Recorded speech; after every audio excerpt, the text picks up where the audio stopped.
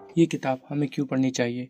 दिमाग के स्वभाव को जानने की कोशिश पिछले कई सालों से की जा रही है। हम इसके बारे में जितना जानने की कोशिश करते हैं, इसे लेकर हमारी दिलचस्पी उतनी ही बढ़ जाती है। कई साइकोलॉजिस्ट ने इसके स्वभाव को समझने के लिए अलग अलग एक्सपेरिमेंट किए हैं और हर एक्सपेरिमेंट में कुछ ऐसा निकल कर सामने आता है जो हर किसी को चौंका देता है।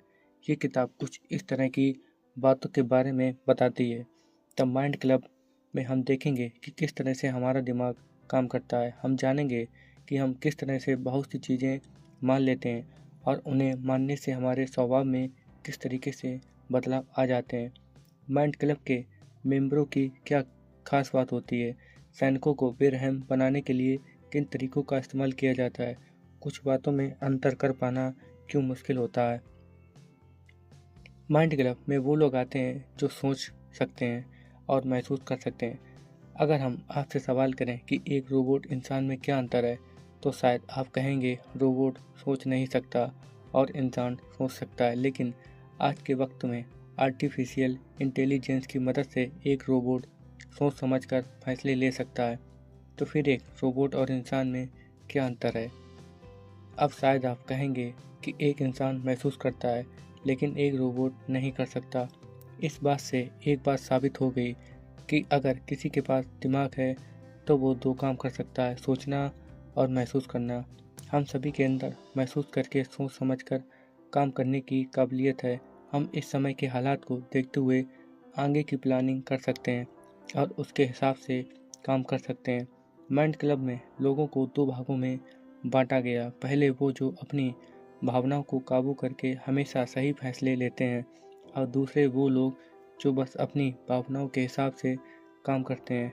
एग्जाम्पल के लिए एक एथलीट जो हर दिन प्रैक्टिस करता है ताकि वो खुद को बेहतर बना सके, भावनाओं के हिसाब से काम नहीं करते।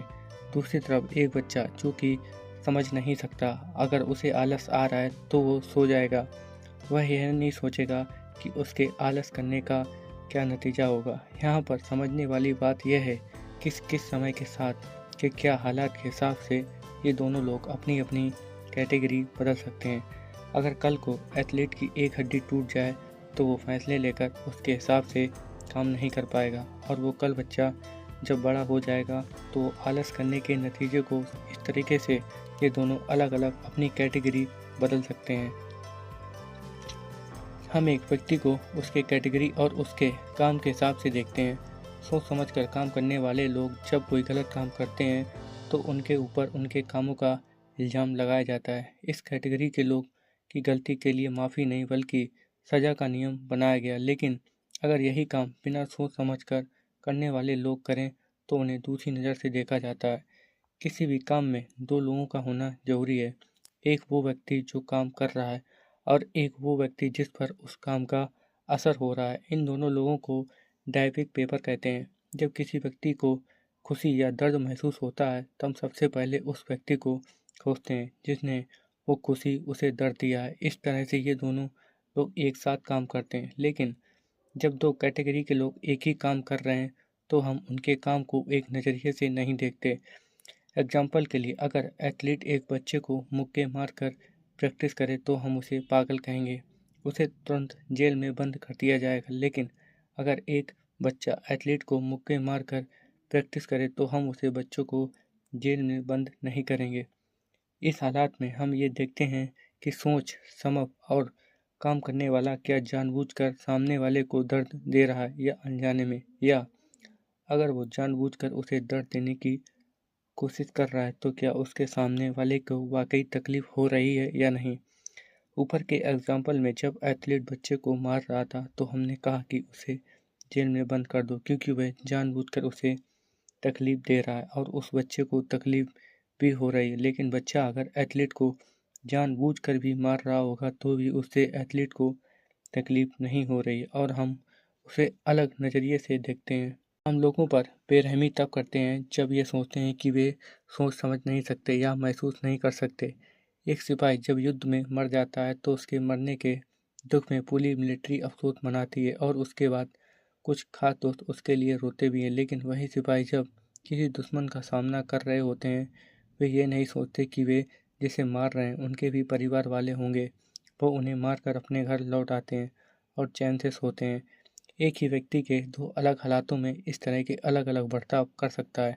अगर उसके दिमाग में यह बात डाल दी जाए कि वो जिसे मार रहा है वो या तो सोच नहीं सकता या फिर महसूस नहीं कर सकता, ऐसा करने से वो उसे आसानी से मार पाता है और उसे इसका अफसोस भी नहीं होता। इसे कहते हैं हिडमनाइज करना। हिडमनाइज तो दो तरीके से किया जा सकता है। एक तो हम लोगों के दिमाग में यह बात डाल दें कि सामने वाला सोच समझ नहीं सकता। एग्जाम्पल के लिए, पहले के वक्त में लोग दलितों को बुरी नज़र से देखते थे, वे इंसान नहीं समझते थे और इसीलिए उन्हें अपने कुएं में से पानी भी नहीं देते थे। वे इसलिए कर सकते थे क्योंकि उन्हें लगता था कि वे मूर्ख हैं और सोच समझ नहीं सकते, वे उन्हें जानवर समझते थे। दूसरा तरीका, दिमाग में यह बात डाल देना कि सामने वाले को कुछ महसूस नहीं होता। एग्जाम्पल के लिए, फिल्मों में अगर हीरो विलन को बम से उड़ा दिया फिर उसे आग में जला दे तो हम बुरी नहीं लगता, क्योंकि हम अपने दिमाग में ये बात बैठा चुके हैं कि विलन कुछ महसूस नहीं करता और वो अपना फ़ायदा पाने के लिए किसी भी हद तक जा सकता है। हमने शुरू में ही कहा, अगर कोई व्यक्ति सोच समझ कर काम कर सकता है या फिर महसूस कर सकता है तो हम कह सकते हैं कि वे माइंड क्लब का हिस्सा हैं। हिडमनाइजेशन तब होता है जब इन दोनों में से एक चीज़ निकाल दें, ऐसे में हम उसे माइंड क्लब का हिस्सा नहीं समझते और उस पर बेरहमी कर हम कोई दुख नहीं होता।